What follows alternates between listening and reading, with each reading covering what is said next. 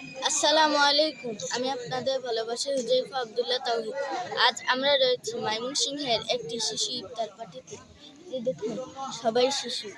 তাদের জন্য দোয়া করব আল্লাহ যেন তাদের আজকের ইফতারকে কবুল করে এবং বিশেষ করে আমাদের এই এলাকার এখানে শর্ত হয়েছে সবাই বাসা থেকে প্লেট বাটি নিয়ে আসবে।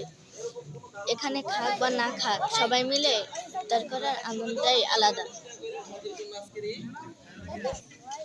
সাথে আমার ছোট ভাই আহনাফ আব্দুল্লাহ তাহির ছোট সদস্য হিসেবে আছে।